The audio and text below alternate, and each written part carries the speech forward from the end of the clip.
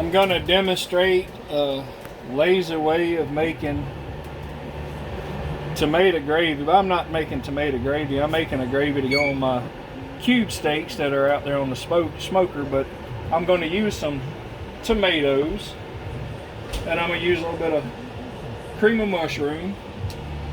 I already got some oil in my pan, getting it hot. Turn it on high, let it start.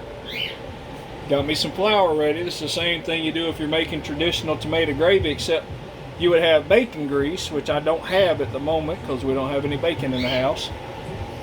But you would use bacon grease or sausage grease, which is the same consistency. But for this, I'm going to use some oil. I just need to get it hot to get it started. The outcome is the same. It's a brown gravy, and the taste is wonderful. It doesn't matter who you are. If you don't like gravy on some things, there's something wrong with you.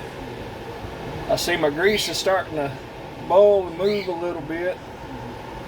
I'm going to go ahead and add me a little bit of self-rising flour to it because I just want to kind of brown my flour.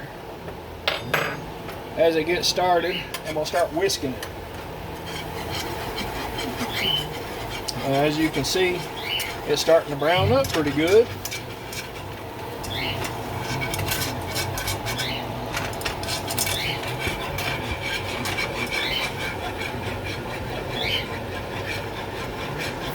And this is basically, once you get this, you add a little bit of water to it, and it expands everything out a little bit.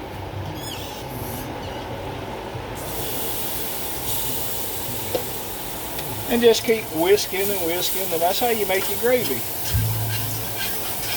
As it cooks, it turns brown. Add you some tomatoes in it. And just let it all cook together.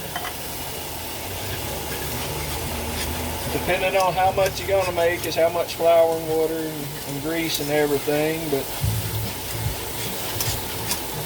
I actually added the water a little too quick, but it's alright. It's still going to have the same outcome whenever it's all said and done. I'm going to take my cream of mushroom and stick in there because I want this to be a creamy gravy to put on my steak. You see how it thickened up all of a sudden? It's still got that brown consistency, and that's what we want because that's brown gravy. Got tomatoes in it. Add a little bit of water.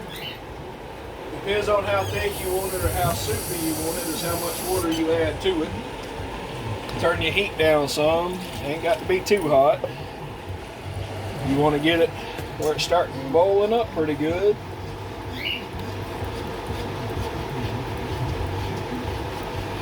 And that's basically a tomato gravy. Depends on how you look at it, on what kind of tomatoes you use. I guess you could put cream of mushroom or cream of something in it if you wanted to. But minus the cream, you would do the same thing for tomato gravy. Cut.